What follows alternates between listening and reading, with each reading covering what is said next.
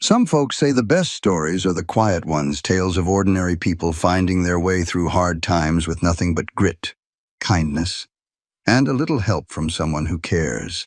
This is one of those stories.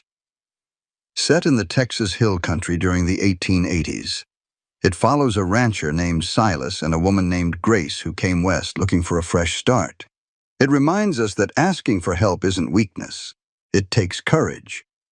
And sometimes the healing we need most comes from the person we least expect. Pull up a chair, pour yourself some coffee, and stay a while. For everyone who ever loved someone enough to stay when leaving would have been easier. There is a particular kind of silence that settles over a place when something is dying, not the peaceful quiet of a Sunday afternoon on the porch, but something heavier, the kind that presses against your chest and makes breathing feel like work. Silas Drifter knew that silence. He had heard it twice before in his 43 years, once when his mother passed in the back bedroom while the preacher read from Psalms, and again when his young wife Sarah slipped away after only 2 winters together. Now that same silence had crept into his stable, thick as smoke, and it was taking everything his father and grandfather had built. This story begins not with the arrival of hope, but in the moment just before dawn, when a man realizes he has run out of answers. Sometimes that is exactly where we need to be, at the very end of ourselves, before we can see what has been waiting for us all along. The coughing woke him. Not the wet, productive cough of a horse clearing dust from its lungs. This was dry, hollow. The sound of something struggling to pull air through passages that did not want to cooperate anymore. Silas swung his legs off the bed before his eyes fully opened. The floorboards groaned beneath his bare feet, cold even in July, the way old wood gets when it has been sitting in darkness. He did not bother with his boots, just grabbed his flannel shirt from the bedpost and shoved his arms through the sleeves as he moved toward the door. Outside, the sky held that particular shade of purple that comes 20 minutes before sunrise. No stars anymore, but no light either. Just that in-between color that made everything look faded and worn. A rooster crowed somewhere to the east, old Murphy's place. Probably. The sound carrying across the still air. Wind moved through the dry grass along the fence line, making a soft rustling noise like whispered secrets. Any other morning, Silas might have stood on the porch and listened to the world waking up. Not this morning. The stable door hung crooked on its hinges. He had been meaning to fix it for 3 months now. Kept putting it off. Kept telling himself tomorrow. The leather strap that served as a handle felt damp in his palm, morning dew. Or maybe his own sweat. He could not tell anymore. Inside, the smell hit him first. Sickness has a particular odor. Sweet and sour at the same time, like fruit left to rot in a root cellar. It mixed with the familiar scents of hay and horse and manure, turning them into something unrecognizable. Something wrong. Drummer lay in the first stall. Silas stopped walking. In 20 years, he had never seen that horse lie down when someone entered the stable. Drummer was the kind of animal that greeted every visitor with ears forward and nostrils flaring. Curious about who had come to see him, the kind of horse that would nicker softly when Silas appeared, as if to say, "About time you showed up." Now he lay on his side, legs curled beneath him at angles that looked uncomfortable. His ribs moved barely with each labored breath. His eyes stayed closed. Silas crossed the distance between them without remembering the steps. His knees hit the straw beside Drummer's head, and he reached out with a hand that shook despite his best efforts to steady it.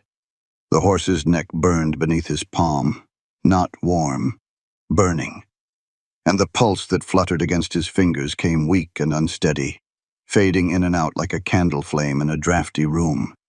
"Easy, boy." The words came out rough. Easy now. Drummer did not respond, did not twitch an ear or shift his weight or give any sign he knew Silas was there. 20 years. This horse had carried him through blizzards and droughts, and one particularly bad night, when Silas had made poor choices at the saloon and needed someone to get him home safe. Drummer had done it without complaint, walking slow and steady through the darkness while Silas slumped in the saddle and made promises he could not keep. 20 years. And now this. Silas made himself stand, made himself walk the length of the stable, counting. First stall, Drummer. Down. Second stall, Bella, the young mare he had bought last spring. Down. Her breathing came faster than Drummer's. Shallow little gasps that sounded like paper tearing. Third stall, Cooper. Down. Fourth, Jackson. Down.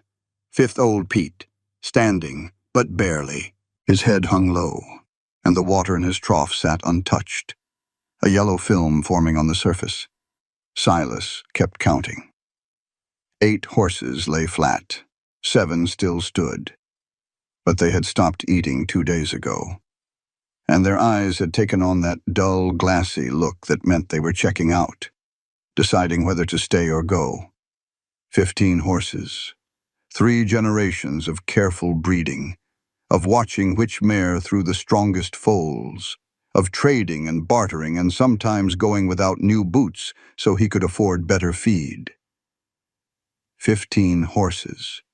And Doc Harmon had stood in this very spot 3 days ago, shaking his head, saying words that meant nothing. I have never seen anything like it.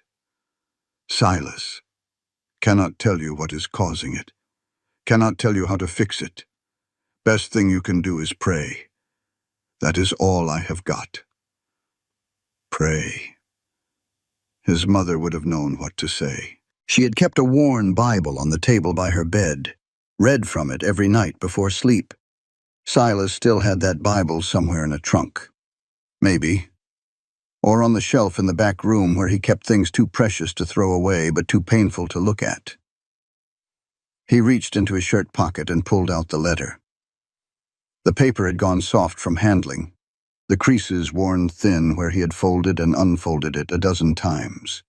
He did not need to read it again, he had memorized every word, but he looked at it anyway. Dear Mr. Dr. Drifter, I accept your proposal. I will arrive on the 2:15 train from Kansas City on the 14th of July. I am not a fancy woman, and I do not require fancy things. I can cook and clean and keep a house in order. I hope that will be enough. Respectfully, Grace Sullivan. Today was the 14th. In 9 hours, a woman he had never met would step off a train expecting to start a new life, expecting a husband with a working ranch and a future to offer, expecting something other than a man who could not save his own horses, standing in a stable that smelled like death, holding a letter full of promises he could no longer keep. Silas folded the paper and put it back in his pocket. He pulled out his father's brass pocket watch. The face was scratched, the chain tarnished, but the hands still kept time. 5:47.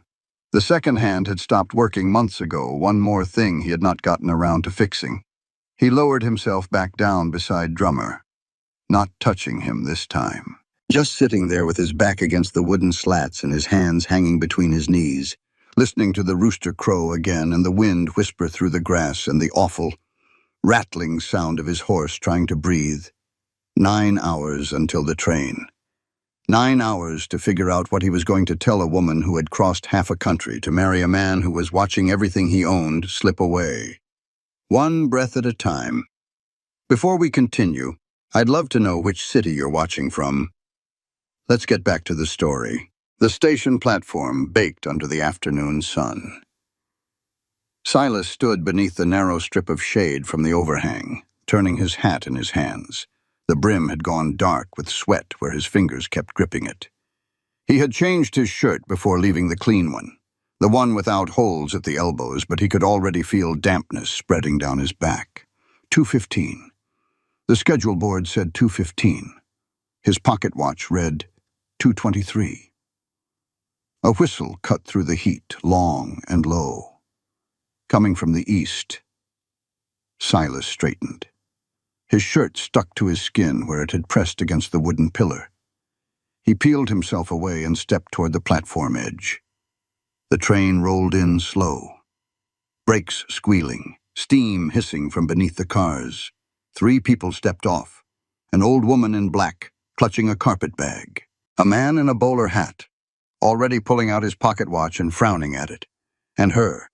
Grace Sullivan stood on the bottom step for a moment before descending. Calico dress, pale blue, faded at the hem where it had been washed too many times. Brown hair pulled back and pinned, though a few strands had come loose and stuck to her neck in the heat. No smile, no wave. She just stood there with a leather valise at her feet, looking at him. Silas walked toward her, stopped 3 paces away. "Miss Grace." She nodded once. "Mr. Silas." Her voice came out flat, tired.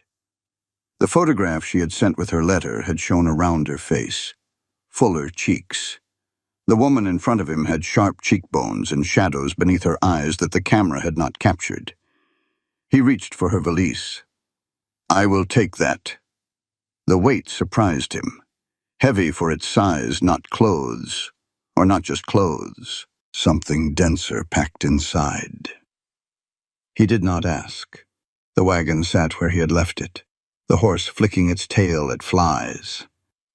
Silas helped her up onto the bench seat, then climbed up beside her. The old leather creaked beneath them. "How far?" she asked.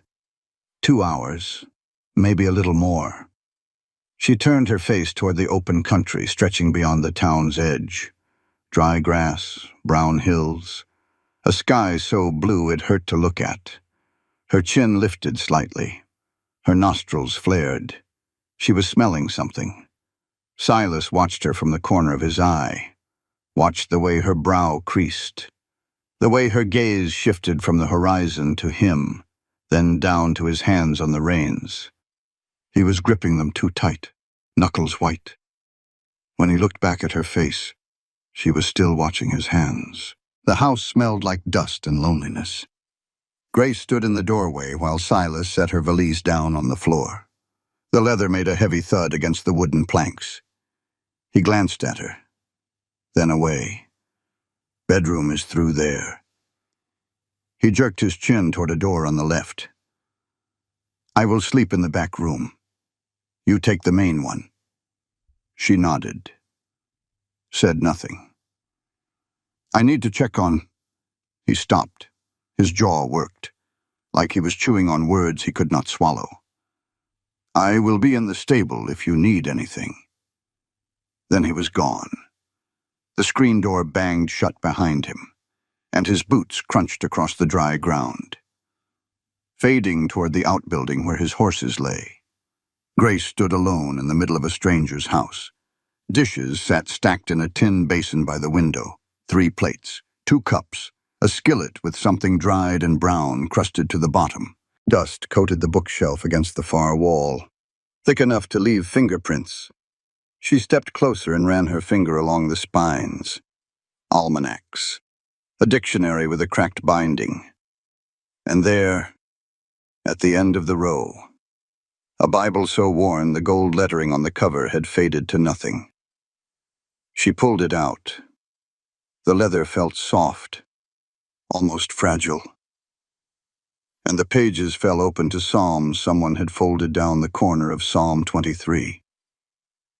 "The Lord is my shepherd." She put it back carefully. A rocking chair sat in the corner with a wool blanket draped over its arm. The fabric faded where sunlight had bleached it through the window.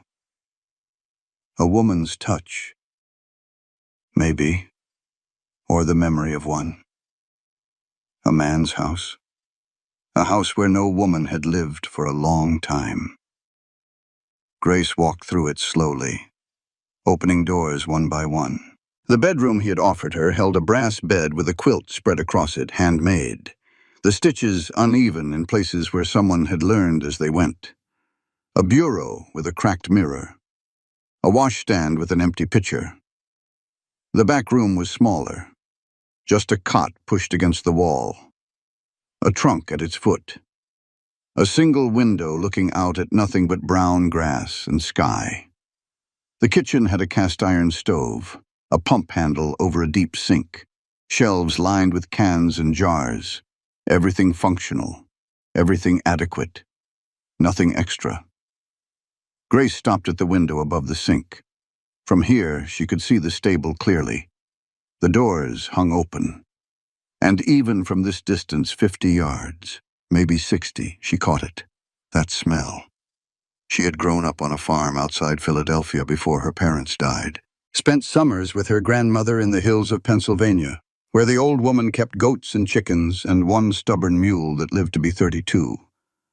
Grace knew the smell of animals, knew the difference between healthy and sick. This smell carried death in it. She stood at the window until the light shifted, shadows stretching longer across the yard. Silas did not come back to the house. Once, she saw him walk from the stable to the well, draw up a bucket, and carry it back inside. His shoulders curved forward like he was carrying something heavier than water. Night came slow. Grace lit the oil lamp on the kitchen table and ate cold biscuits she found wrapped in cloth in the cupboard. The butter had gone rancid, so she ate them dry, washing each bite down with water that tasted like iron and limestone. When the last light faded from the window, she went to the bedroom and closed the door. Her valise sat where Silas had left it, by the foot of the bed. She knelt down on the floor beside it and unlatched the clasps. The leather creaked as she lifted the lid. 2 dresses lay folded in one corner, her Sunday calico and the brown wool she would need come winter. A clean chemise, an extra pair of stockings, darned at the heels. The rest of the valise held glass, dozens of jars and bottles, each one wrapped in scraps of cloth to keep them from breaking. She unwrapped them one by one, setting them in rows on the floor. Willow bark, dried and cut into strips, peppermint leaves, still holding their scent after 3 weeks of travel, chamomile flowers, pressed flat and papery, elderflower, yarrow, boneset, things with names her grandmother had taught her to say before she could read. And beneath the bottles, wrapped in a piece of oilcloth, the book. Grace lifted it carefully. The leather binding had cracked along the spine, and the pages had yellowed to the color of old cream. She opened to the first page. The handwriting slanted hard to the right. The letters formed in the old style, with loops and flourishes that made each word look like it was running towards something. Herbal Remedies and Treatments, Bridget O'Malley, County Cork, Ireland, begun in the year of our Lord, 1842. Grace ran her finger along the words. The ink had faded from black to purple to something almost brown in places. But it was still legible, still clear. Her grandmother had carried this book across an ocean, fleeing before the worst of the famine that would hollow out Ireland like a rotten tooth. She had added to it for 40 years, filling page after page with observations and recipes and notes written in margins so small Grace needed good light to read them. She turned to the section on livestock. The lamp flame flickered as she read. Outside, something an owl, maybe, or a nightjar called once and fell silent. For fever in horses. The entry began. Prepare a decoction of willow bark, 2 handfuls to 1 quart of water, boiled until reduced by half. Administer while still warm. Repeat every 4 hours until the fever breaks. If accompanied by labored breathing, add dried peppermint 1 handful and allow to steep before straining. Grace kept reading. The clock on the bureau ticked. The night pressed against the windows. 2 o'clock in the morning. She knew because she had been watching the hands move, waiting for something she could not name. Grace closed the book and stood. Her knees ached from kneeling so long on the hard floor. She stretched, feeling her spine crack in 3 places. The oil lamp sat on the bureau. She picked it up. adjusting the wick until the flame burned steady and bright. The house was silent. The back room where Silas slept showed no light beneath the door. Grace walked to the front door and eased it open. The hinges needed oil. They groaned softly, but no sound came from the back of the house. She slipped through and pulled the door closed behind her. The night air hit her face, cooler than she had expected. The stars overhead spread thick across the black sky, more than she had ever seen in Philadelphia. The stable loomed ahead, its doors still hanging open. She walked toward it. The grass crunched dry beneath her boots.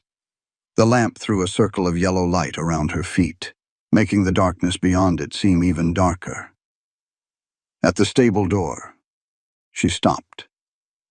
The smell rolled out in a wave sickness and sweat and something underneath both, something that made her stomach clench. She stepped inside. The first horse lay in the stall to her left. A big one. Dark-colored, she could not tell more in the lamplight. Its ribs rose and fell in quick, shallow movements. Its eyes stayed closed. Grace knelt beside it, set the lamp on the ground, placed her hand against the animal's neck, burning hot, pulse thready and fast. She leaned closer, lifting the horse's lip to check its gums, pale, too pale, and the breathing that wet, rattling sound when air moved through passages that should be clear. She had heard this before, in Pennsylvania, in her grandmother's barn. The summer the sickness came through and took 3 of the neighbors' draft horses before anyone figured out what to do. Grace sat back on her heels. Behind her, a floorboard creaked. She turned, lamp in hand, and the light fell across a figure standing in the doorway of the stable. Silas, watching her. His face half in shadow, half lit by the flame. Neither of them spoke. Silas did not move from the doorway. The lamplight carved shadows into the hollows beneath his eyes, the stubble on his jaw, the tight line of his mouth. He looked like a man who had not slept in days, probably because he had not. Grace stayed where she was, kneeling beside the sick horse. Her hand still rested on its neck. "You should not be out here." His voice came out rough, scraped raw. "The horse has a fever." "I know what the horse has." She waited. He did not elaborate. The silence stretched between them, broken only by the labored breathing of the animals in their stalls. 8 of them down. Grace had counted on her way in. 8 lying flat. 7 still standing. The numbers matched what the smell had told her from the kitchen window. "Go back to the house," Silas said. "Get some sleep." Grace stood slowly. Her knees protested she had been kneeling too long. She picked up the lamp and walked toward him, stopping just inside the doorway. "I have seen this before," she said. "In Pennsylvania, my grandmother—" "Your grandmother." His face twitched, tired more than angry. "Your grandmother ever run a ranch in Texas, ever deal with horses that cost more than most men make in a year. She kept livestock. Goats, chickens, maybe a milk cow." He stepped aside, making room for her to pass. "This is not Pennsylvania. Miss Grace, go back to bed." She walked past him without another word. The night air felt colder now. Or maybe that was just the conversation sitting like ice in her chest. She did not look back, did not need to. She could feel him watching her cross the yard, could hear the stable doors creak as he pulled them closed behind her. Morning came gray and heavy. Grace woke before dawn, dressed in the dark, and made her way to the kitchen. The stove sat cold, no one had lit it in days, from the look of the ash piled in the grate. She knelt down and cleaned it out, then built a new fire with kindling from the box beside the hearth. The flames caught. Orange light flickered across the kitchen walls, chasing away the shadows. She found oats in a burlap sack in the pantry, a jar of honey on the top shelf, crystallized around the edges but still good wildflower honey, from the color of it, the kind her grandmother used to keep, a tin of coffee, half empty. She set water to boil and measured out enough oats for 2. The coffee was brewing when she heard footsteps in the hallway. Silas appeared in the kitchen doorway. Same clothes as yesterday, the flannel shirt wrinkled and untucked, the collar askew. He had not shaved, had not slept much either, from the look of him. The skin beneath his eyes had gone purple-gray, and his shoulders hunched forward like a man bracing against a hard wind. He stopped when he saw her at the stove. "You did not have to do that." "I was hungry." Grace stirred the oats with a wooden spoon. "Sit down. It is almost ready." He stood there for a moment, caught between the doorway and the table. Then something in him gave way, not surrender. Just fatigue, and he pulled out a chair. The legs scraped against the floor. Grace ladled oatmeal into 2 bowls, white ceramic, chipped at the rim on one. She drizzled honey over both and set them on the table. Then poured coffee into tin cups and brought those over too. Silas looked at the food, did not touch it.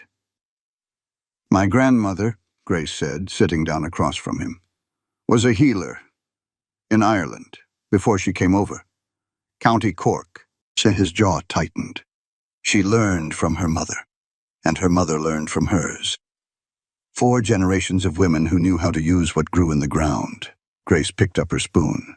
She called it the old knowledge, said it went back further than anyone could remember. Miss Grace. She kept a book, wrote down everything she knew, everything her mother knew, recipes, remedies, treatments. Grace took a bite of oatmeal, swallowed. "I have that book. It is in my valise." Silas's hand lay flat on the table, fingers spread. She watched the tendons shift beneath the skin as he pressed down, like he was trying to anchor himself to the wood. "What is killing your horses?" she continued. "I have seen it before. Summer fever. My grandmother called it. It hits fast and hard, but it can be treated. Willow bark for the fever, peppermint to clear the lungs. You boil them together, let the horses drink it warm." "Stop." The word came out quiet, harder than if he had shouted. Grace stopped. Silas finally looked at her. His eyes were red-rimmed, bloodshot, the eyes of a man who had spent too many nights watching things he loved slip away. "You have been here one day," he said. "One day. You do not know this land. You do not know these horses. You do not know me. I know what fever looks like in an animal. Do you?" He pushed the bowl away. It slid across the table and stopped against the salt cellar. "Doc Harmon has been a veterinarian for 30 years. 30 years in this county. He looked at my horses and said he had never seen anything like it. Said there was nothing he could do. Maybe he was wrong. And maybe you are a woman from Philadelphia who read some old book and thinks she knows better than everyone else." Silas stood.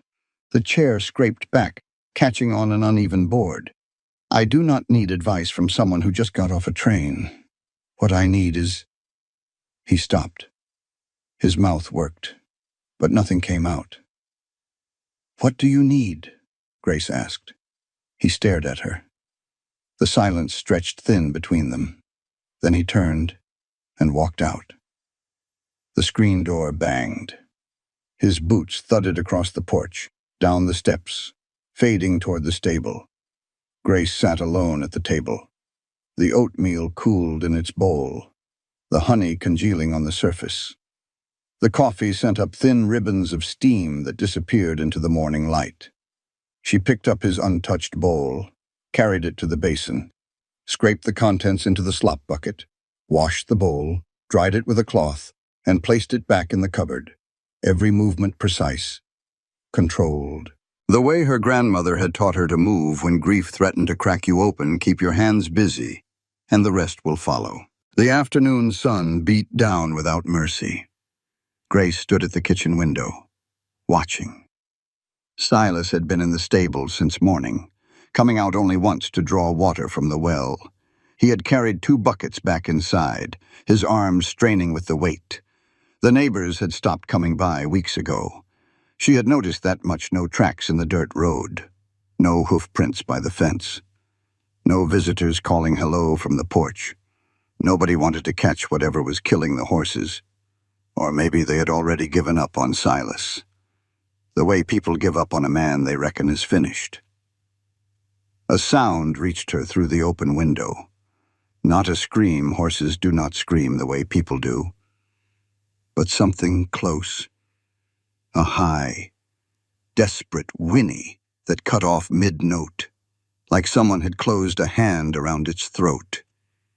Then Silas's voice, shouting something she could not make out. Grace was out the door before she knew she had moved. The stable doors stood open. She ran toward them, dust kicking up beneath her boots. The smell hit her 10 yards out worse than yesterday, thicker, sweeter with rot. Inside, Silas knelt in the 3rd stall. Bella, the young mare, the one Grace had noticed last night, breathing faster than the others. The horse lay on her side, legs stretched out rigid, neck arched back at an angle that did not look natural. Her eyes had rolled up, showing white. Foam flecked her muzzle, and her chest heaved in quick, shallow spasms. Silas had his hands on her neck, pressing down, trying to hold her still, but she was not fighting. She was seizing. Her whole body jerked and twitched, muscles firing in patterns that had nothing to do with will. "Come on," his voice cracked. "Come on, girl. Stay with me." Grace stopped at the stall entrance. Her hands gripped the wooden rail. Bella's legs kicked once, twice, then went still. The mare's chest rose one more time, held, let go, did not rise again. Silas stayed where he was, hands still pressed to the horse's neck. His shoulders shook. No sound came out of him, but his whole body trembled like a man standing in a January wind without a coat. Grace did not move, did not speak.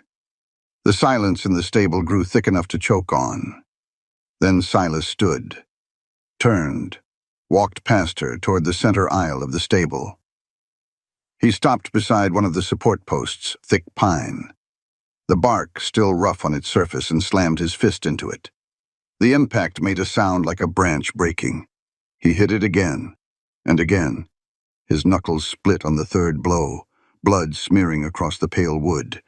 Grace watched from the stall entrance, 10 feet away, close enough to see the blood, far enough that he might not remember she was there. His fist dropped to his side, his forehead pressed against the post. His breath came in ragged gasps. Grace looked at Bella's body, at the 6 other horses lying in their stalls, at Drummer, still breathing but barely. His eyes closed against a world that had stopped making sense. Then she looked at the blood dripping from Silas's hand onto the stable floor. She thought about her grandmother's book, about the willow bark in her valise, about everything she had been told to keep quiet about, to hide, to pretend she did not know. She thought about what would happen if she did nothing, and she thought about what would happen if she did not ask permission. Grace waited until Silas buried Bella. She watched from the kitchen window as he dug the grave behind the stable, where the ground sloped down toward a stand of mesquite trees. The shovel rose and fell in a steady rhythm, dirt piling up beside the hole. It took him 2 hours in the afternoon heat. When he finished, he stood there with his hands on the shovel handle, head bowed, not moving. He did not come back to the house for supper. Grace ate alone cold beans from a can, the last of the biscuits she had found in the cupboard. She washed her plate, dried it, put it away. Then she went to her room and sat on the edge of the bed.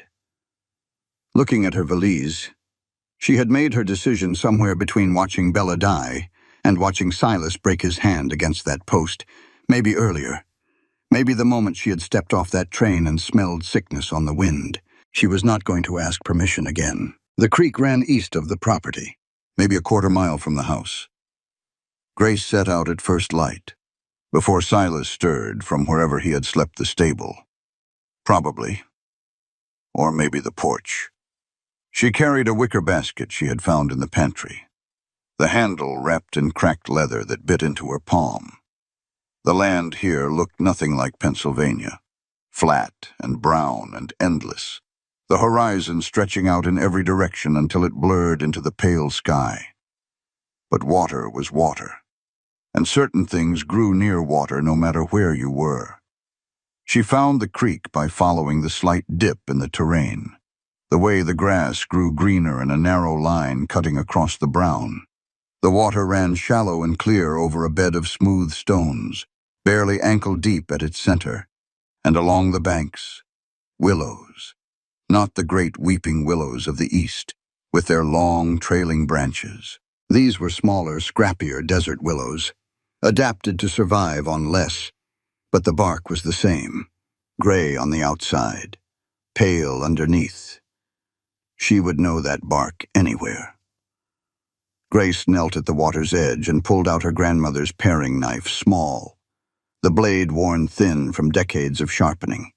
She cut strips of bark from the lower branches, working carefully, taking only what she needed.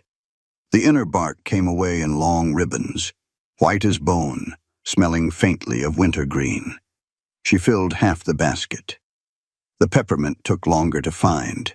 Wild mint did not announce itself the way cultivated plants did. She had to get down on her hands and knees, crawling along the creek bank, crushing leaves between her fingers and sniffing until she caught that sharp, clean scent. There, a patch of it growing in the shade of a cottonwood, the leaves small but potent. She harvested 2 handfuls, wrapping them in her handkerchief to keep them fresh.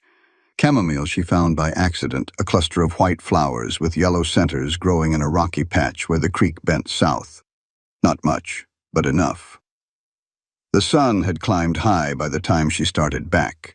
Sweat soaked through her dress at the small of her back, and her arms ached from reaching and cutting and pulling. The basket hung heavy at her side. She did not see Silas when she crossed the yard, did not look for him. The first night, she worked alone, the kitchen filled with steam as the water boiled. She had found a large pot in the cupboard cast iron, heavy enough that lifting it made her shoulders burn. The willow bark went in first, 2 big handfuls, the pieces floating on the surface before slowly sinking as they softened. She stirred with a wooden spoon, watching the water turn from clear to amber to a deep reddish brown. The smell rose up bitter, medicinal, nothing like the sweet herbal teas her grandmother used to make for company. This was medicine, real medicine. It was not supposed to taste good. When the liquid had reduced by half, she added the peppermint. The sharp scent cut through the bitterness, clearing her sinuses, making her eyes water. She strained the mixture through cheesecloth into a ceramic pitcher. The liquid came out dark and pungent, steaming in the cool night air. 11 o'clock. The house sat silent. No sound from the back room where Silas slept or did not sleep. Grace picked up the pitcher and the oil lamp and walked out into the darkness. The second night, she chose the 3 weakest horses. Not Drummer, he was too far gone, his breathing too shallow, his fever too high. She needed to start with the ones who still had strength to swallow. Cooper lay in the 4th stall, a chestnut gelding with a white blaze down his face. His eyes opened when she knelt beside him, but he did not lift his head, did not have the energy. Grace dipped a wooden ladle into the pitcher. The medicine had cooled to lukewarm. Her grandmother always said body temperature was best, warm enough to soothe but not hot enough to burn. She cradled Cooper's head in her lap, tilting it back slightly. The horse's nostrils flared at the smell, but he did not fight. She poured a small amount into the corner of his mouth, massaging his throat to encourage swallowing. He swallowed. She gave him more and more, half a ladle at a time, pausing between each dose to let him rest. It took 20 minutes to get a full cup into him. She moved to the next horse, then the next. Her knees ached from the hard-packed dirt floor. Her arms trembled from holding up their heavy heads.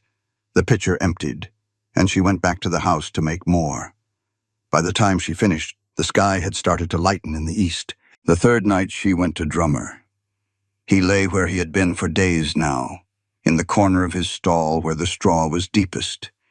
His ribs showed through his coat he had lost weight, the muscle wasting away while the fever ate at him from the inside.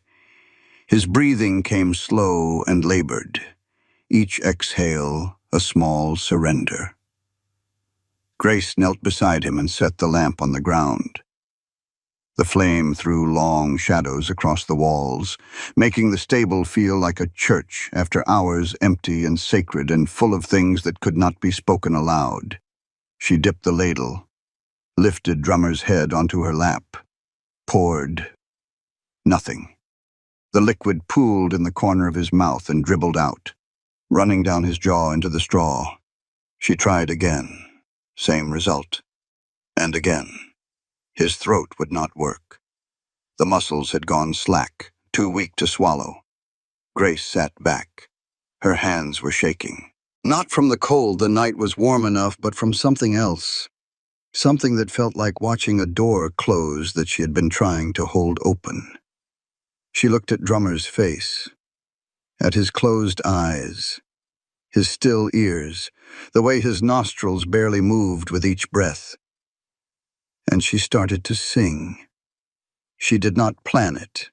The song just came, an old Irish lullaby her grandmother used to sing. Something about a soldier going to war and the woman waiting for him to come home. The words had faded over the years, worn smooth by time, but the melody remained, slow, sad. The kind of song you sing when there is nothing else left to do. Siwil, siwil, siwil arun. Her voice came out thin and rough, cracking on the high notes. She was not a singer, had never been.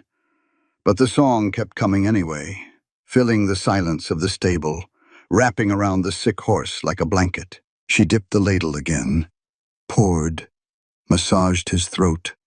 Drummer swallowed. Grace stopped singing, stopped breathing. She poured again. He swallowed again, weak, barely there, but real. She started singing once more, softer now, the melody steadier. The medicine went down, 1 ladle, 2, 3. She did not hear the footsteps, did not know he was there until she paused between verses and caught the creak of a floorboard behind her. She turned her head, just slightly, and saw him in the shadows by the stable door. Silas, standing in the darkness, watching. She did not stop singing, did not acknowledge him, just turned back to Drummer and kept working, kept pouring, kept humming that old, sad song her grandmother had carried across an ocean. When the pitcher was empty, she stood. Her knees screamed, her back ached. She picked up the lamp and walked toward the door. Silas stepped aside to let her pass. Their eyes met for one moment, his red-rimmed and hollow, hers steady and tired. Neither of them spoke. Grace walked across the yard to the house, the lamp swinging at her side, her shadow stretching long behind her. She did not look back, but she knew he was still standing there, watching her go. Grace woke to the smell of coffee, not the cold, stale dregs she had been making for herself the past 3 mornings. This was fresh the rich, dark scent of beans ground and brewed within the hour. It drifted under her bedroom door, curled around her pillow, pulled her out of sleep. She lay still for a moment, listening. Footsteps in the kitchen. The clink of metal on metal. A chair scraping across the floor. Silas was awake, and he had made coffee. She dressed quickly, the brown wool this time, sturdier than the calico, better for walking through brush and kneeling in creek mud. Her hair went up in a simple knot at the back of her head, pinned with the 2 bone pins her grandmother had given her the Christmas before she died. When she opened the bedroom door, Silas stood at the kitchen window with his back to her. A cup of coffee sat on the table, steam rising from its surface. Beside it, a second cup. He turned at the sound of her footsteps. For a long moment, neither of them spoke. The morning light came through the window at a low angle, catching the dust motes that hung suspended in the air between them. His hand was wrapped in a strip of white cloth. She could see blood seeping through at the knuckles where he had split them against the post. "I am going to the creek," Grace said. "I need more willow bark." Silas nodded slowly. His jaw worked, like he was chewing on words that did not want to come out. "Can I come with you?" Grace blinked. Whatever she had expected him to say, it was not that. "If you want." He did not move, just stood there, one hand wrapped around his coffee cup, the other hanging at his side with that bloody bandage. "I want," he said. Grace picked up the basket from where she had left it by the door. She held it out to him. "There's another one in the pantry. Second shelf." He set down his coffee and went to get it. The walk to the creek took longer with 2 people. Not because Silas was slow, he moved through the brush with the easy familiarity of a man who had spent his whole life on this land, stepping over roots and ducking under branches without thinking. But he kept stopping, looking around, watching the way Grace navigated the terrain, the way her eyes scanned the ground and the bushes and the low-hanging limbs. "What are you looking for?" he asked. "Halfway there. Everything." Grace ducked under a mesquite branch, its thorns catching at her sleeve. "My grandmother used to say the land tells you what it needs. You just have to know how to listen." Silas did not respond to that, but he stopped asking questions and started watching more closely. The willows stood where she had left them, their narrow leaves rustling in the slight morning breeze. The creek ran lower than it had 3 days ago. The summer heat was sucking the water out of everything, but it still flowed, clear and cool over the smooth stones. Grace could see minnows darting in the shallows, silver flashes against the brown. She knelt at the base of the nearest tree and pulled out her knife. "You want strips from the inner bark," she said, not looking up. "About as wide as your finger, as long as you can get them. Cut shallow, you do not want to kill the tree." She made the first cut, demonstrating. The blade slid under the outer bark, lifting it away to reveal the pale layer beneath. She peeled off a strip and held it up. "See how it is almost white? That is what you want. The outer bark is useless." Silas crouched beside her, close enough that she could smell him sweat and horse and something underneath. Something that might have been soap, or might have been just skin. He took the strip from her hand and turned it over, examining it. "Smells like mint. No, something else. Wintergreen. The salicin in the bark, it is related to aspirin. Reduces fever, eases pain." Grace cut another strip. "My grandmother called it poor man's aspirin. Said the fancy doctors in Dublin paid good money for pills that came from trees just like this one." She handed him the knife.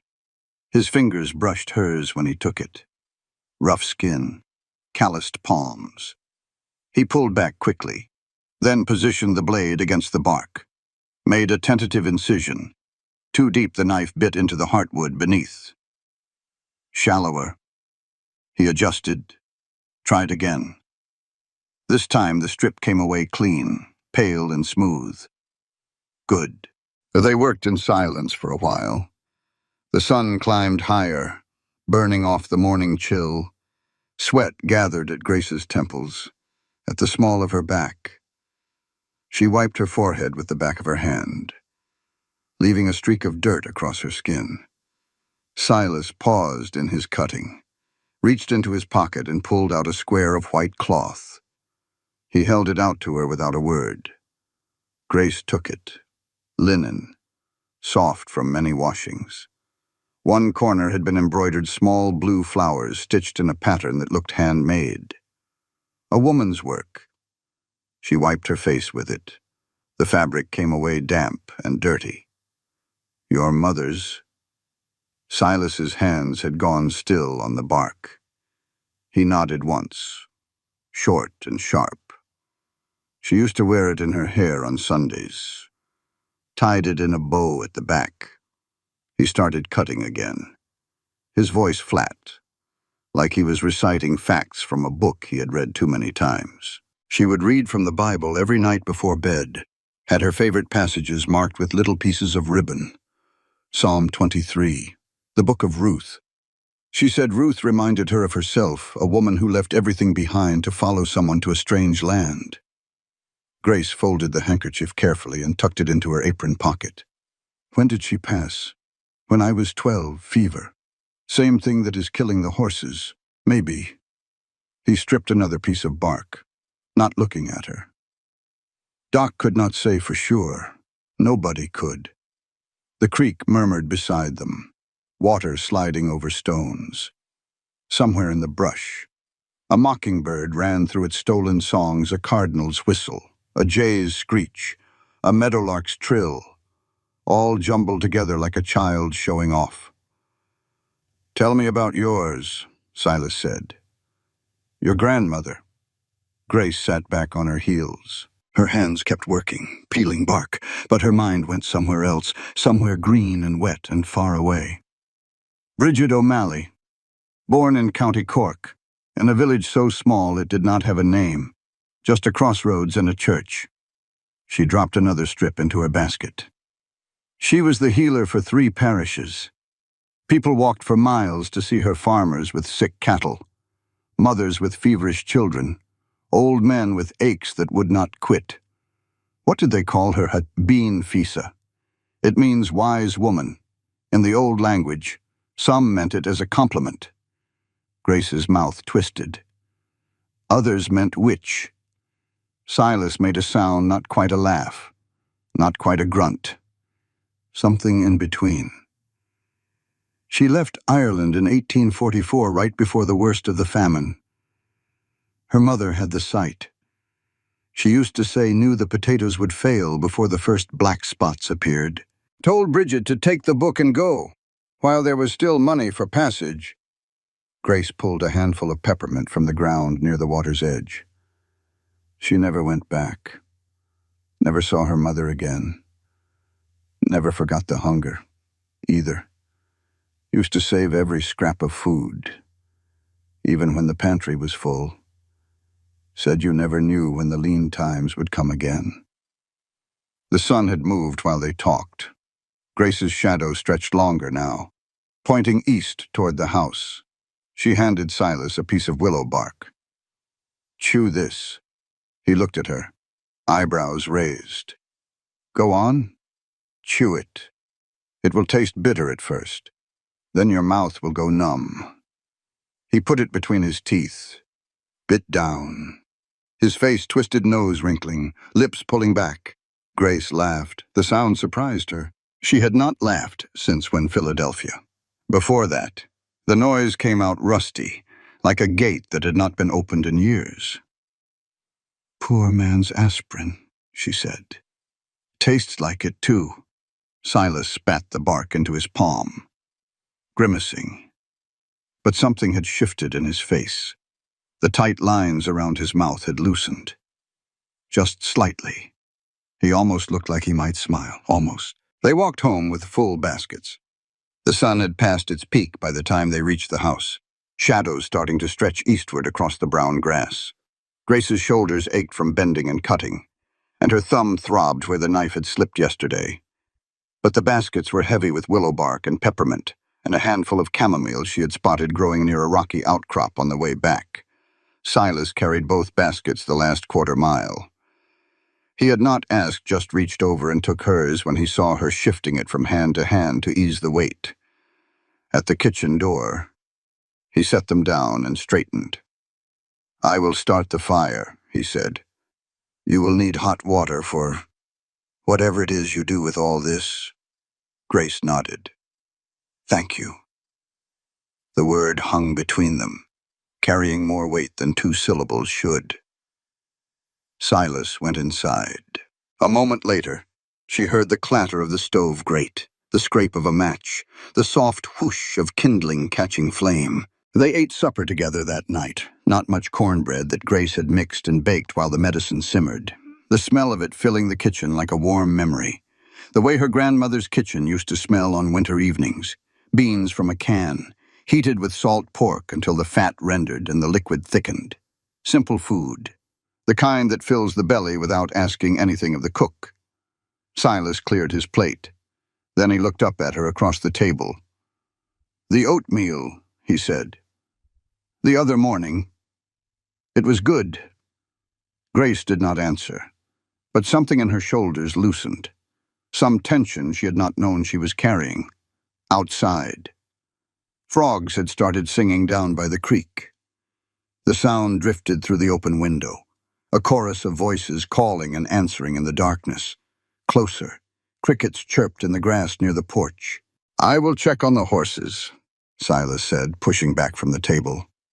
"Then I will help you with the medicine, if you want." Grace looked at him, at the lines around his eyes, the gray threading through his hair at the temples, the way his hands rested on the table palms down, fingers spread, like a man who had finally stopped bracing for a blow. "I want," she said. He nodded once and headed for the door. Grace started clearing the dishes. The water in the basin had gone cold, so she pumped more, heated it on the stove, added soap flakes from the tin by the window. The plates went in one by one, the grease lifting off in cloudy swirls.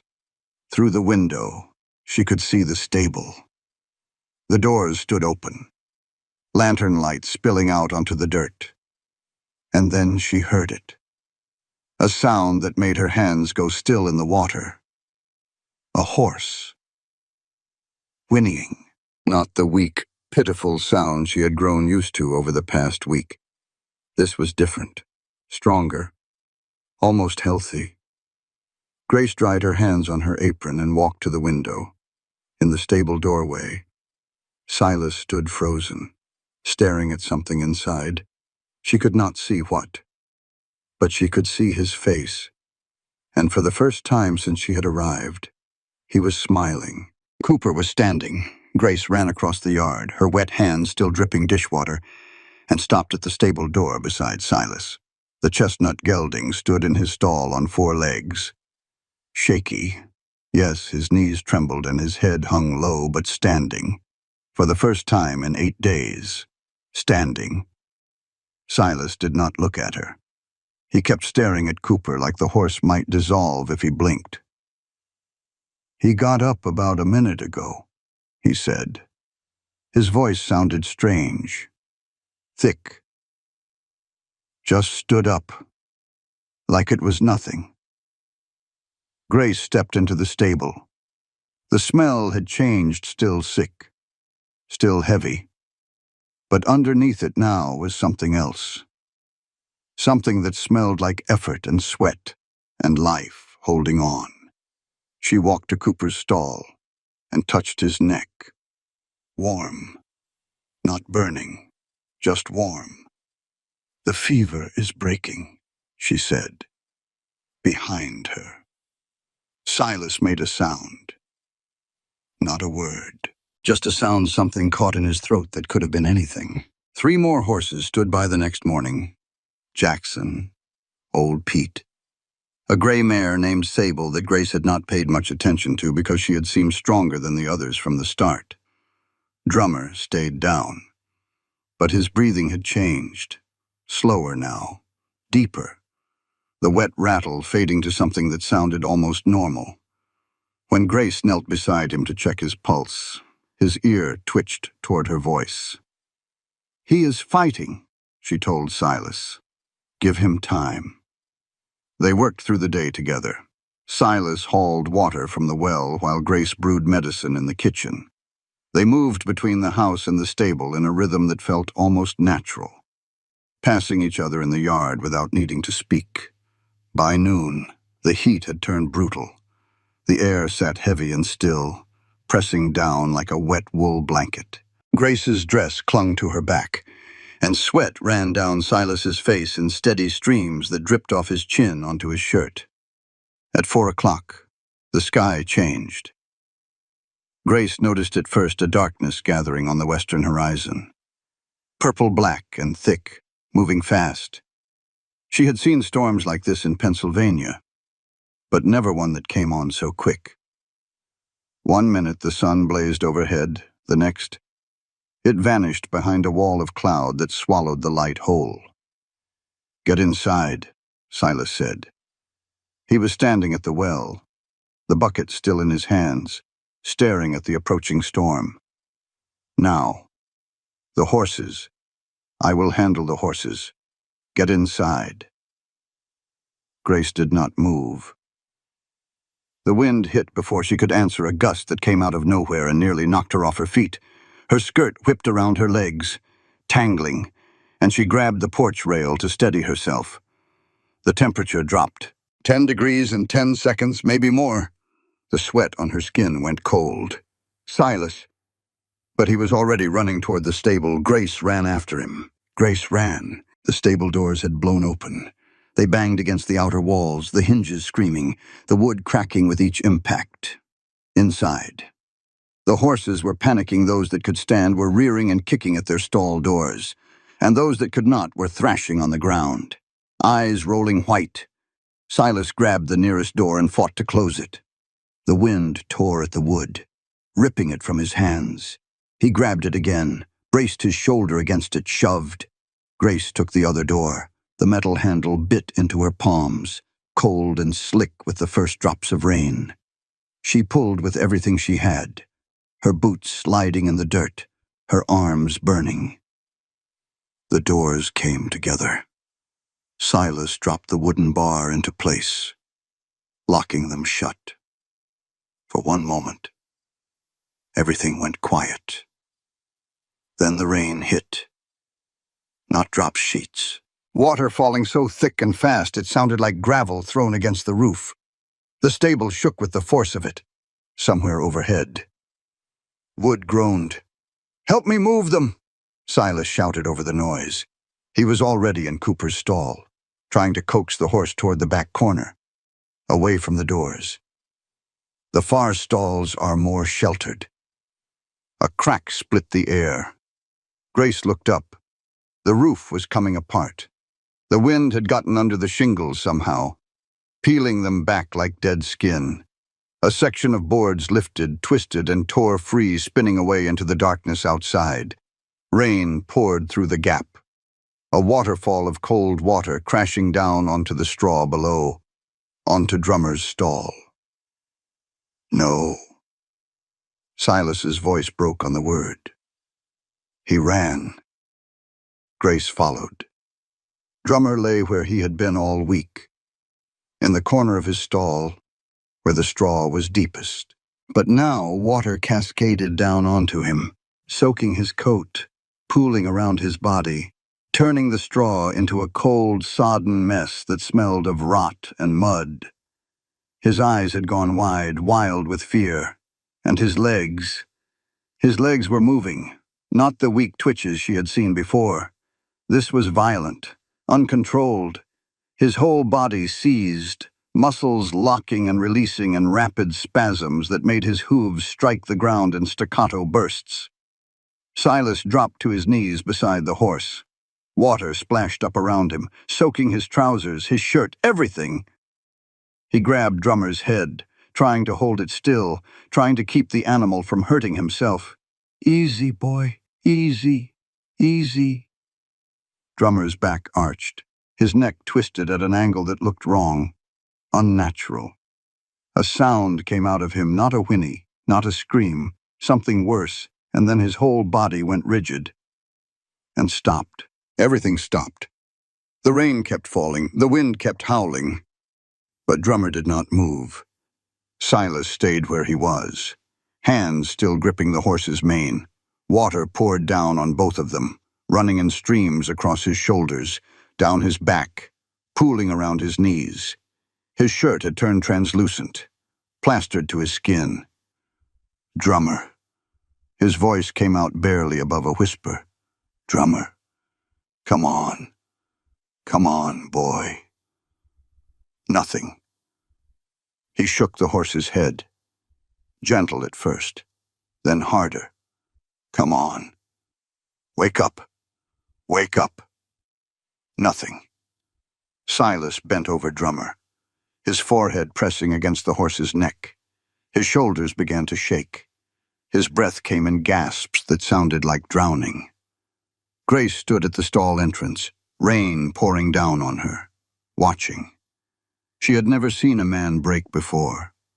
Not like this. This was not crying. This was something deeper, something uglier, great racking sobs that seemed to tear themselves out of his chest, sounds that did not belong to language or reason. His whole body curled around the horse, around this animal he had had for 20 years, and he wept the way a child weeps when the world has shown him something he was not ready to see. His hands clawed at Drummer's mane, tangling in the wet hair, pulling, as if he could drag the horse back from wherever it had gone. His face contorted, mouth open, eyes squeezed shut, rain and tears and snot running together until there was no telling which was which. Please. The word came out broken.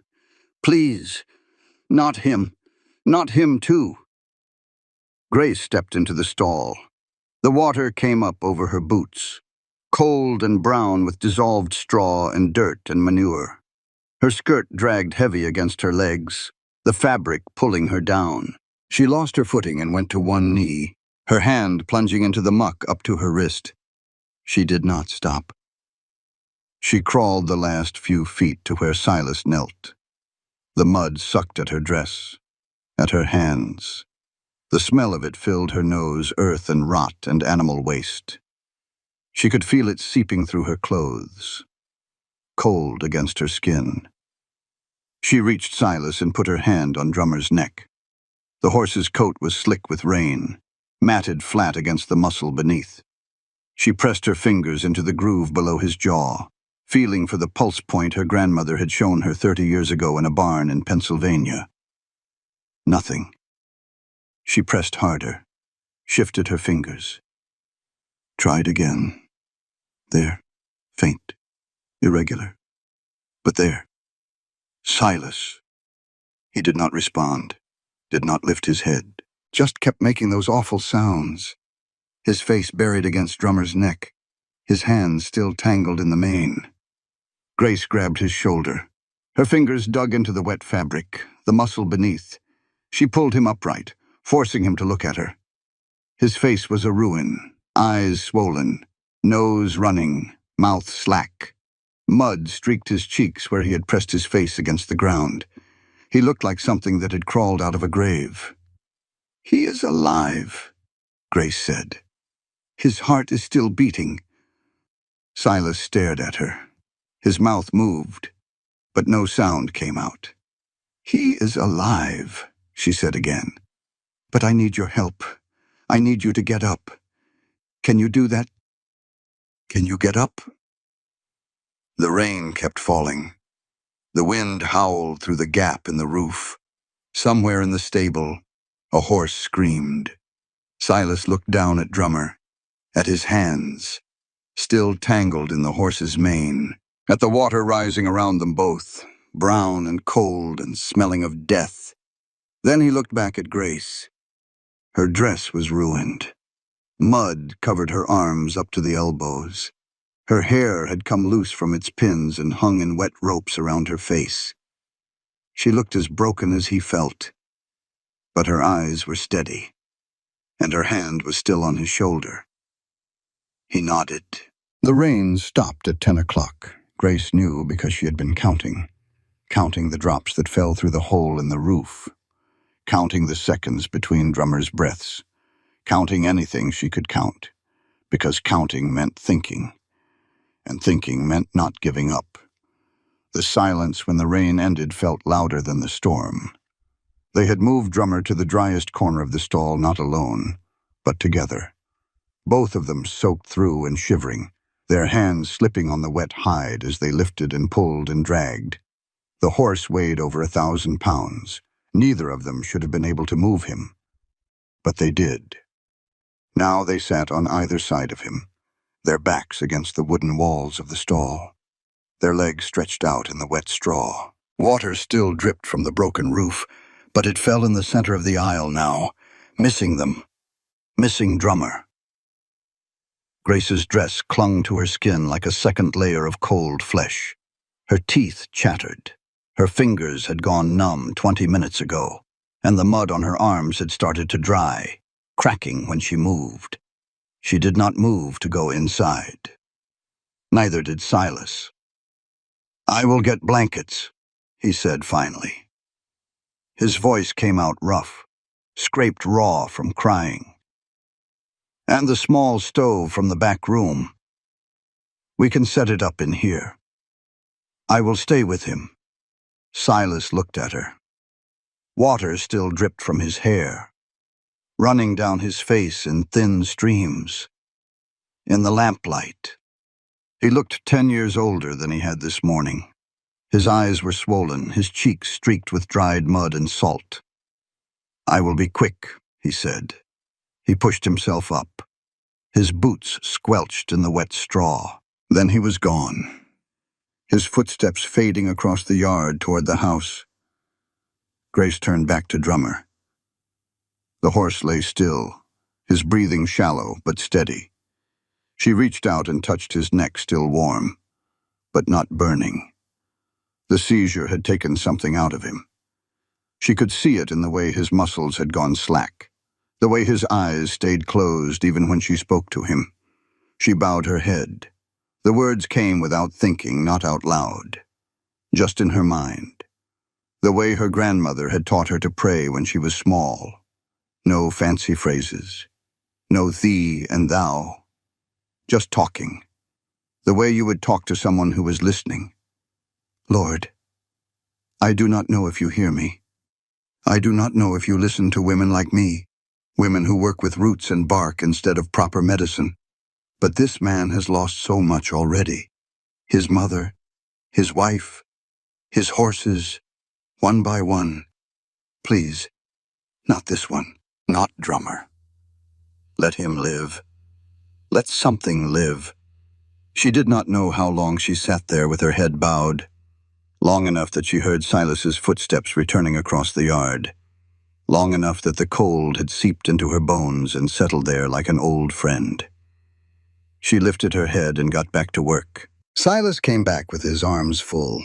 2 wool blankets, the kind Grace's grandmother would have called horse blankets, thick, rough, smelling faintly of cedar from the trunk they had been stored in, a small cast-iron stove, the kind you could carry with one hand if you were strong enough, a tin coffee pot, a bag of grounds, a ceramic pitcher full of the medicine Grace had brewed that morning.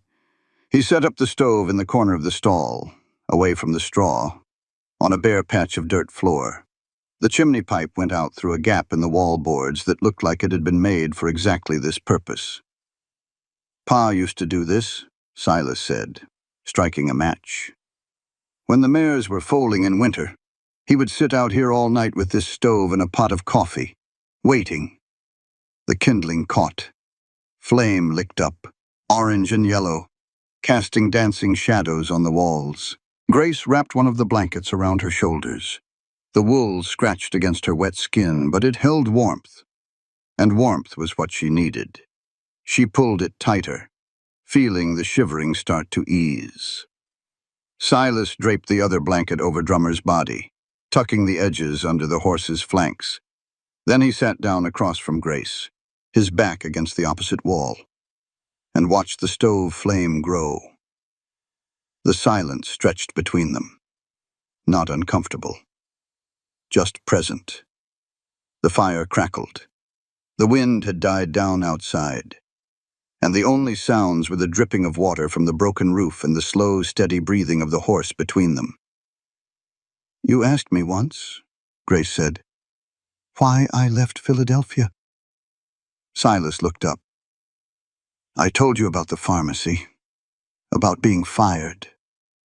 She pulled the blanket tighter. That was not the whole truth. The stove crackled. Somewhere outside, water dripped from the eaves. "I was not just fired," Grace said. "I was ruined.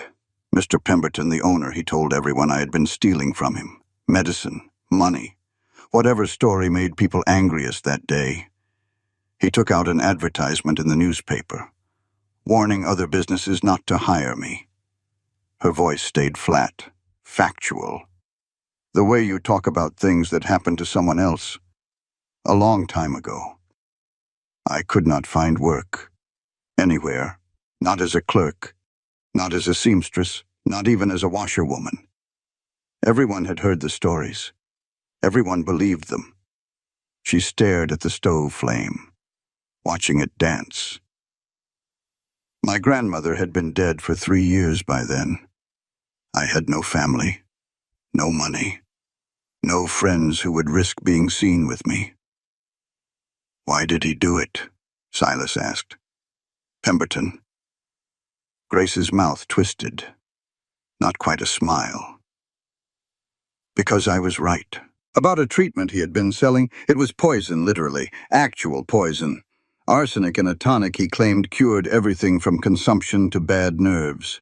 I told him it was killing people. And he..." She stopped, drew a breath. "He could not let a woman be right about something like that. So he destroyed me instead." The fire popped. A log shifted, sending up a shower of sparks. Grace dipped the wooden ladle into the pitcher and lifted Drummer's head onto her lap. The horse's muzzle was cold against her thighs. She poured a small amount of medicine into the corner of his mouth, massaging his throat the way she had done 100 times this week. He swallowed, weak but real. "So you answered an advertisement," Silas said slowly. "In a newspaper, for a mail-order bride." "I answered 12 advertisements." Grace poured another dose. "You were the only one who wrote back." At 3 o'clock in the morning, Silas made coffee. He poured water from a canteen into the pot and set it on the small stove. The liquid hissed when it hit the hot metal.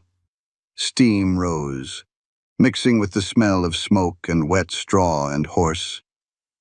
Grace took the cup he offered. Black, bitter, too hot to drink. She wrapped her hands around it anyway, letting the heat seep into her frozen fingers. "Why did you answer my letter?" she asked. "Out of all the women who must have written." Silas poured his own cup, held it without drinking. "Honestly, yes. Because you did not lie." He stared into the dark liquid. "All the other letters I got, they were full of pretty words, descriptions of how beautiful they were, how accomplished, how perfect, like they were selling themselves at auction." He took a sip, grimaced at the heat. "Your letter just said you could cook and clean and keep house, said you were not fancy and did not need fancy things, said you hoped that would be enough." He looked at her over the rim of his cup. "That was the first honest thing anyone had written to me in a long time." Grace thought about the letter she had sent, the hours she had spent writing and rewriting it, trying to figure out what to say to a stranger who might become her husband. All the words she had crossed out, all the stories she had decided not to tell. "I almost did not send it," she admitted. "I wrote it a dozen times, kept throwing it away." "What made you send it?" She looked at Drummer, at the slow rise and fall of his ribs under the blanket. "I ran out of paper," she said. Could not afford to buy more, so I sent what I had. Silas made a sound, almost a laugh. If laughs could sound that tired and sad at the same time. Funny how things work out. At 4 o'clock, Grace gave Drummer another dose of medicine. She had been doing it every 15 minutes since they set up the stove, small amounts. Just a few spoonfuls at a time. Massaging his throat to help him swallow. Most of it went down. Some dribbled out the corner of his mouth, soaking into the blanket. But he swallowed. That was the important thing. He swallowed. The fire had burned down to embers. Silas added more wood, and the flames leaped up again, throwing fresh light across the stall. Tell me about her, Grace said. Your wife... Silas's hands went still on the firewood. He did not look at her. Sarah. The name came out soft. Sarah Ann Drifter, née Collins. We were married in the spring of 1877 in the little church in town. She wore her mother's dress. I wore my father's suit, even though it was too big in the shoulders. He sat back, staring at the fire. She wanted children, wanted to plant a garden behind the house, vegetables, maybe some flowers. She had all these plans. What happened? Fever. Spring of 1879. His voice had gone flat again, reciting. Same kind of fever that has been killing my horses. Maybe. Doc could not say for sure. Said it might be one thing, might be another, might be nothing he had ever seen before. He picked up a piece of straw and turned it over in his fingers. I sat with her for 3 days. Did not sleep, did not eat. Just sat there and held her hand and watched her slip away. One breath at a time. He snapped the straw in half. She was 23 years old. We had been married 2 years. And then she was gone. And I was here. And nothing made sense anymore. Grace did not say anything. There was nothing to say. She knew that kind of grief, the kind that sits in your chest like a stone and never quite goes away, no matter how many years pass. Silas looked at Drummer. After she died, I stopped caring. About the ranch. About the horses. About anything. He dropped the broken straw. I let this place fall apart around me because I could not figure out why it mattered anymore. What was the point of building something if it could just be taken away? And then you wrote the advertisement, Grace said. And then I wrote the advertisement. He nodded slowly. I thought maybe if someone else was here, maybe that would be enough to make me start again. Outside, far in the distance, a coyote howled. The sound floated across the empty land, high and lonesome. The cry of something wild calling to its own kind in the darkness. Another voice answered, then another. A chorus of lonely souls singing to the night. Grace shivered, though the stove had warmed the air around them. Do you think it worked? She asked. Having someone else here? Silas looked at her. The firelight caught his eyes, made them glow like amber. I do not know yet, he said. Ask me tomorrow. At 5 o'clock, the sky began to change. Grace had been watching the hole in the roof, the square of blackness where the stars had been visible earlier. Now the black was softening, lightening. The first hint of gray creeping in at the edges. She had not slept. Neither had Silas. They had talked through the night about Ireland and Pennsylvania and Texas. About grandmothers who knew too much and husbands who died too young. About letters and trains and the strange paths that bring people together. And in between the talking, they had worked. Medicine every 15 minutes. Fresh water for the stove. More wood on the fire. Drummer had not moved, had not opened his eyes, but he had kept breathing, kept swallowing, kept holding on. Grace dipped the ladle one more time, lifted his head, poured. The first light of dawn came through the hole in the roof, a single beam, pale and thin, cutting through the dusty air. It fell across Drummer's face, across his closed eyes. The horse blinked. Grace froze. The ladle hung suspended over his muzzle. Forgotten. Drummer blinked again. His eyes opened cloudy at first, unfocused. The way they get when something comes back from a long way away. Then his ear moved. Not the tiny twitch she had seen before. A full rotation, turning toward the sound of her breathing. Then his tail. A weak flick, barely disturbing the blanket draped over his hindquarters. Then his eyes found Silas, and stayed there. Silas. Grace's voice came out as a whisper. Silas, look. He was already looking, already staring at Drummer with an expression she could not read, hope and fear and something else, something that might have been the beginning of belief. He sees you, Grace said. He knows you are here. Drummer made a sound. Not a whinny, he was too weak for that. Just a soft exhale. A breath that carried something more than air. Recognition. Maybe. Or gratitude. Or just the simple acknowledgement that he was still alive. And so was the man sitting beside him. Grace realized she was holding Silas's hand. She did not remember reaching for it. Did not remember the moment their fingers had intertwined. But there it was, her hand in his.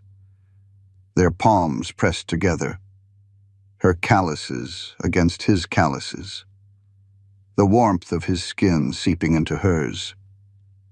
She looked down at their joined hands, then up at his face. He was not looking at their hands, he was looking at her, and he did not let go. 1 month later, the roof was fixed. Silas had spent 3 weeks on it, climbing up every morning with a hammer and nails, working until the sun got too hot, then climbing back down to help Grace with the horses. The new shingles sat lighter in color than the old ones, a patchwork of fresh cedar against weathered gray. It looked uneven. It looked repaired. It looked like something that had been broken and put back together by hands that cared. Grace stood at the kitchen window, drying the last of the breakfast dishes, watching him cross the yard toward the stable. His gait had changed over the past few weeks.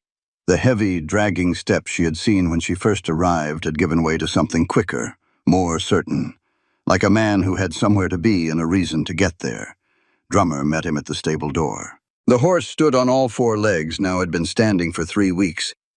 Ever since that morning after the storm when he had lifted his head and looked at Silas with those cloudy eyes that slowly cleared. He still moved stiff. Still favored his left hind leg when he walked too fast. But he walked. He ate. He followed Silas around the yard like a dog following its master, nickering softly whenever the man came into view. 12 horses had survived. 2 had not made it Jackson, who had seemed strong until the end, and a spotted mare named Penny, who had never stood up after the first week. Silas had buried them beside Bella, behind the stable, where the ground sloped down toward the mesquite trees. 3 graves in a row, marked with wooden crosses he had carved himself. He had said a prayer over each one, simple words, the kind his mother would have used. Grace had stood beside him, head bowed, listening. But 12 had lived, 12 out of 15. More than Grace had dared to hope for when she had knelt in that stable the first night, counting the sick ones by lamplight. She hung the dish towel on its hook and turned from the window.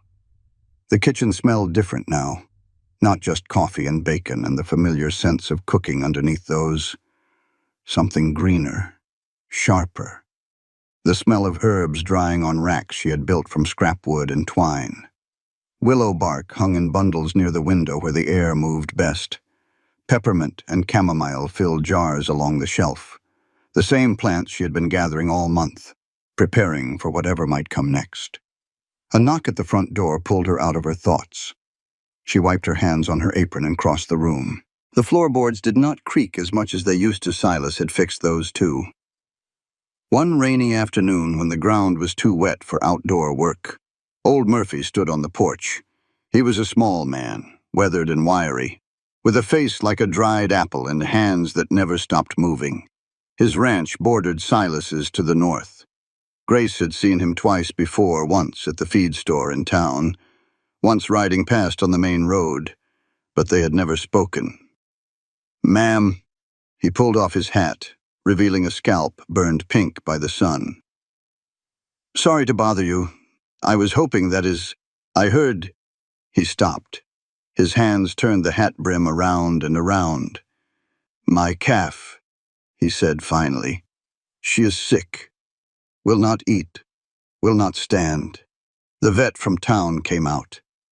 But he could not figure what is wrong with her." He looked at Grace with eyes that had seen too many seasons to hold any pride. "Folks say you know about these things, about healing. I thought maybe—" "Where is she?" Murphy blinked. "Ma'am, the calf. Where is she?" "In my barn. About 2 miles north." Grace untied her apron and hung it on the hook by the door. "Let me get my bag." She did not get back until afternoon. The calf had been easier than the horse's younger, smaller, and the sickness had not had time to dig in deep. A simple tea of chamomile and honey, administered every few hours, and instructions for Murphy to keep the animal warm and dry. Nothing complicated. Nothing her grandmother would not have done without thinking twice. But Murphy had looked at her like she had performed some kind of wonder. Silas was on the porch when she rode up, sitting in the rocking chair with a cup of coffee balanced on his knee. He did not stand when she dismounted, just watched her loop the reins around the post and climb the steps. "Murphy's calf," he asked. "She will be fine. Just needed some help getting through the worst of it." Grace sat down on the bench across from him. The wood was warm from the afternoon sun, and she could feel the heat soaking through her dress, loosening the muscles in her back that had gone tight from riding. "He is the third one this week," Silas said. Grace nodded. Word traveled fast in small communities. First it had been the Hendersons, asking about their laying hens. Then the widow Carter, whose milk cow had stopped producing. Now Murphy. Each one showing up at the door with the same hesitant look, the same reluctance to ask, the same surprise when help was actually given. "You could charge them," Silas said. "Money or trade. People would pay. I know. But you will not." Grace looked out at the yard. The stable doors stood open, and she could see the horses inside, some standing in their stalls, some wandering in the paddock out back. Drummer had his head over the fence, watching them, his ears pricked forward. "My grandmother never charged," she said. "She said knowledge was meant to be shared, not hoarded. Said the minute you put a price on healing, you stop being a healer and start being a merchant." Silas did not answer. He lifted his coffee cup and took a long sip. A breeze moved through the yard, carrying the smell of grass and dust and horses. Somewhere in the distance, a meadowlark sang its clear, sweet song. "I finished the shed," Silas said. Grace looked at him. "The one behind the kitchen. I put in shelves. For your jars." He set down the coffee cup. "Figured you might need more space. For the herbs and things." Grace stood up and walked around the side of the house. The shed had been a storage building, small, cramped, full of rusted tools and broken harnesses that Silas had been meaning to sort through for years. She had seen it once, the second day she was here, and had not thought about it since. Now it was something else. The walls had been whitewashed. The floor had been swept clean and covered with fresh planks. Shelves lined 3 of the walls, built from the same cedar as the new roof shingles. sanded smooth so they would not snag the glass jars she would be placing on them. A small window had been cut into the east wall, letting in the afternoon light. A workbench sat beneath it, sturdy and level, with a small stool tucked underneath. Grace stood in the doorway and did not say anything. Silas had followed her around the house. He stood behind her now, not quite close enough to touch. "It is not much," he said. "But I thought you need somewhere to work, somewhere that is yours." Grace stepped inside, ran her fingers along the nearest shelf. The wood was smooth and cool beneath her fingertips. On the workbench, she noticed something she had not seen from the doorway. A small object wrapped in brown paper. She picked it up, unwrapped it. A wind chime, made from old horseshoes, 3 of them, strung on leather cord, with a small iron ring at the center to catch the breeze. "Found those in the barn," Silas said. "They were drummers, from years back, when he was young. Thought maybe you would want something to remember this summer by." Grace hung the chime on a nail by the window. The shoes clinked together, a soft, metallic sound that seemed to fill the small space with music. She reached into her apron pocket and pulled out a square of white cloth, linen, soft from many washings. One corner embroidered with small blue flowers, his mother's handkerchief. She hung it on a peg beside the window, where the light would catch the embroidery and make it glow. Silas made a sound behind her when she turned. His eyes were wet. They sat on the porch as the sun went down. The sky turned orange, then pink, then a deep purple that faded into black at the edges. The horizon stretched flat and endless, the way it only does in Texas, a straight line where earth meets sky, unbroken by hills or trees or anything at all. Drummer stood in the paddock with the rest of the herd. His head lifted every few minutes to check on the 2 figures on the porch. When the first stars appeared, he whinnied once, strong and clear, the sound echoing across the empty land. Crickets had started singing in the grass. A barn owl called from somewhere near the stable, its voice low and hollow. In the distance, coyotes began their evening chorus, yipping and howling to each other across the miles. Grace sat in the rocking chair, the one with the worn armrests and the creak that came every time she pushed back. Silas stood beside her, leaning against the porch post, watching the last light fade from the western sky. "Do you want to stay?"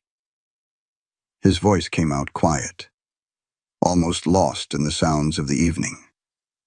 Grace looked up at him. "Are you asking me, or are you asking my hands?" Silas laughed. A real laugh, the first one she had heard from him in all the weeks she had been here. It changed his face, softened the lines around his eyes, made him look like a younger man, a man who had not yet lost everything. "I am asking you," he said, "not because of the letter, not because you saved my horses, because—" He stopped, looked down at his boots, then back at her. "Because I cannot imagine this place without you anymore." Grace did not answer. She stood up from the rocking chair, walked into the house, came back out with 2 cups of coffee, steam rising from both. She set one in Silas's hand. Then she sat down on the porch step beside him, close enough that their shoulders touched, close enough that she could feel the warmth of him through her sleeve. That was her answer. They sat there together as the stars came out, one by one, filling the Texas sky with light. The wind chime clinked softly from the shed behind the house. Drummer nickered from the paddock. The coyotes sang their lonesome songs. And somewhere in the garden behind the kitchen, where Grace had turned the soil last week and planted seeds she had been saving, the first green shoots were pushing up through the earth, waiting for morning. The end. This story came to me the way most good stories do, as a whisper, not a shout, A quiet tale about two people who found each other at the exact moment they needed finding most. I wrote it for those of us who have ever felt too proud to accept help, for those who carry old knowledge in our bones and wonder if anyone still needs it, for those who believe that healing of bodies, of hearts, of broken things is still possible, even when the world tells us otherwise. Thank you for walking this dusty road with Silas and Grace. For everyone who ever loved someone enough to stay when leaving would have been easier. Disclaimer. This work is inspired by classic Western tales of the American frontier and the tradition of mail-order brides created solely for entertainment purposes. The author does not condone, encourage, or promote any form of violence or harmful behavior. All characters, including Silas Drifter and Grace Sullivan, are products of the author's imagination. Any resemblance to actual persons, living or deceased, or to real events is purely coincidental. The herbal remedies described in this story are fictional narrative elements and should not be considered medical advice. The Storyteller.